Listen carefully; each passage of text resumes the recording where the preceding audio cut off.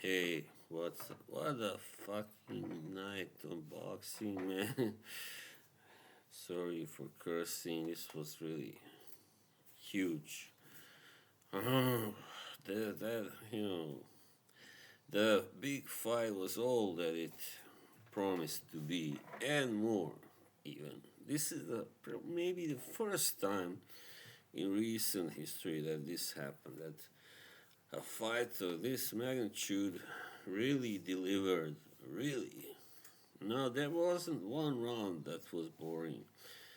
And I gotta, as much as you gotta give credit to both guys, still, I don't think that would have happened if, this wasn't, Alexander Usyk.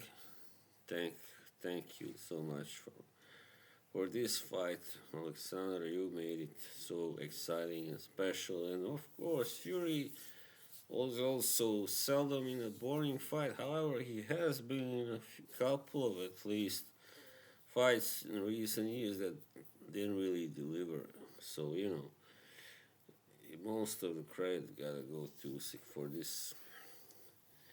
He just kept on coming and attacking, and even when he wasn't doing well in the fight, yeah, I thought he won the first 3 rounds. I don't agree with that. What's his name? Mannix. No, no way. Fury won the third round. No, no, no. He didn't do enough. But fourth, fifth, and sixth, that was Fury for sure. No doubt about it. He had total control, and Usyk looked like he had suddenly lost his momentum.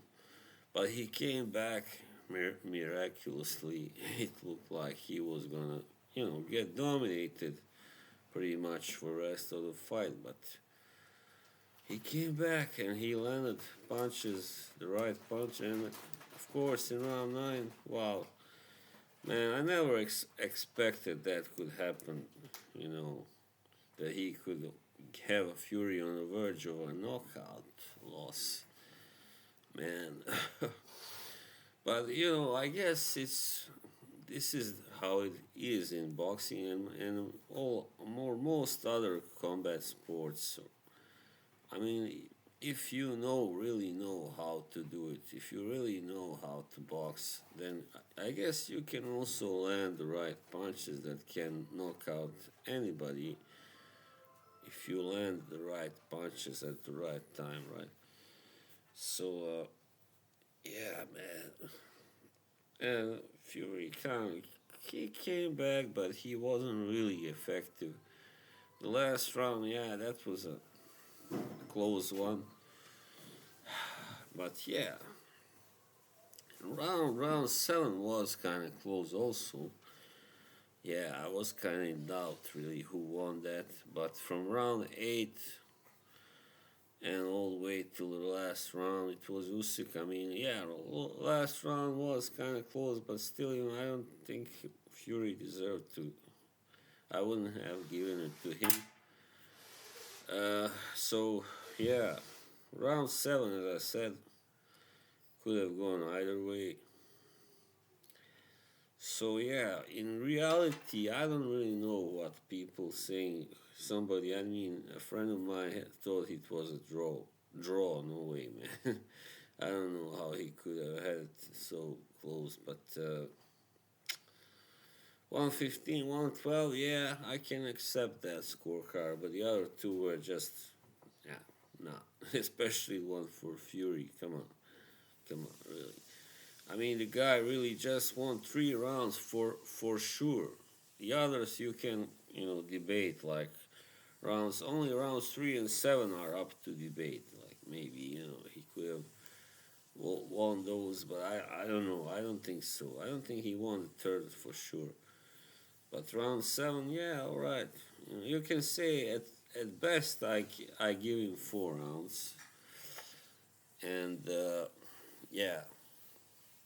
So even if you were to give him the 12th, that's still only 5 rounds. So yeah, and he suffered a knockdown. So there you go, 115, 112.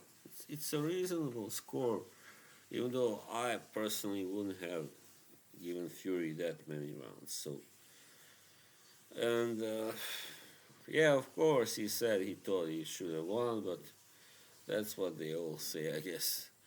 In any fight where that was any close, but you gotta be realistic. I don't think even he himself really believes that he won that fight, and I hope not.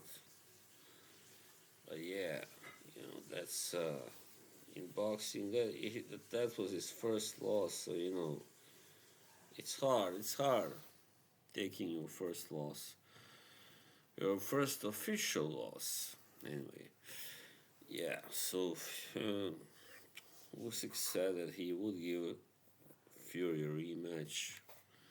Yeah, maybe that could happen, but I think he should concentrate on fighting somebody like Hrgovic, who has been now in the waiting line for a while. Somebody like that, or even Parker, maybe that would have been a pretty good fight. Both guys are not huge, heavyweights. Both guys can box and move, and yeah. As for the other fights, there were a few upsets. Yeah, Caballel, congratulations. He did stop Frank Sanchez, but I don't think that was the best version of Frank Sanchez because he had a knee injury. And I wonder what the hell was on his management's mind when they let him fight. Come on. You don't let a guy fight so important with an injured knee. Are you crazy? Come on. And I'm pissed off because of that. I mean, we could have had a much better fight if he wasn't injured. So yeah, that was just bullshit, man. Nonsense fight.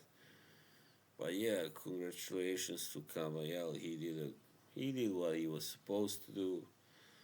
Yeah, but that wasn't the best version of Frank Sanchez. Definitely, the victory was made easier for him to put it that way by him being injured. And Sanchez did well in the first round. I thought he won the first round, but after that he was just dominated. There's nothing else to say, definitely.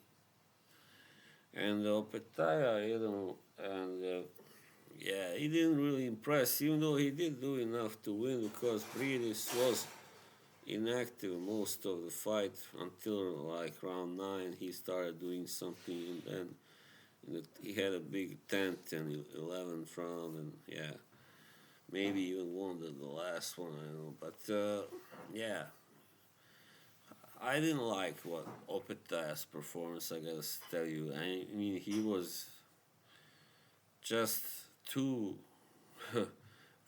like fidgety, like just kept running and moving around instead. Why? Let him come to you, for Christ's sake. Come on, you are you know the favorite. You are not the one who has to do this. But yeah, he just wasn't very effective, except that he did manage to cut Briedis on his nose in round 6, I believe. But yeah, otherwise he did have a few other good punches, but he doesn't seem to have the power that we thought, against guys that are really tough like Briedis. And then also we had a big upset happening when Anthony Cacace, he stopped actually Joe Cordina. I always, now for a while anyway, have thought that Cordina might have a chink in his armor. He might have certain issues and flaws, defensive ones, and yeah, but yeah, he did get kind of hit on a break. Still, I don't think that was the only reason why he lost, obviously. But I guess he got hurt and then he took many shots after that and was dropped twice and, just wasn't able to come back. He did try. He scored a few good punches but wasn't able to get back and take over and turn the fight around. And hope we can see a rematch because there was still controversy. However, Corina, he needs to change his whole. I think his ego is too big, and he was, he thought that he could just take all these punches and then just come back and knock out Kakache, but he didn't, of course. He was just too, cocky, simple as that. And he was trash talking before he got hit, so that's something you don't do. I think he needed this loss, simple as that. He needed this loss to get back on the ground, so you're not, Alexis Arguello. You're not Floyd Mayweather Jr., whatever. And yeah, so that's how it is. Yeah. So those, I guess, were the fights that really mattered. Otherwise there were a couple others. What's his name? Chamberlain. He stopped his opponent in one round, and Moses Itolma also scored another impressive knockout in the second round against Ilya Mezenchev, who I don't think I take it he wasn't such a bad opponent really, but yeah, Moses is really a huge prospect at the moment. He really looks really good and dangerous and capable of doing something in the future. Like he's still only 19, and there it will probably go a few years before he gets a title shot, like a world title shot. At least 3 or 4 years, I think. But he's on a good way. He's on a good path, definitely. So that was all about that last night's card in Riyadh. Yeah, for my predictions, I mean, a few of them didn't come true, but yeah, that's how it is in boxing. I mean, all right, so I'll see you soon, all right?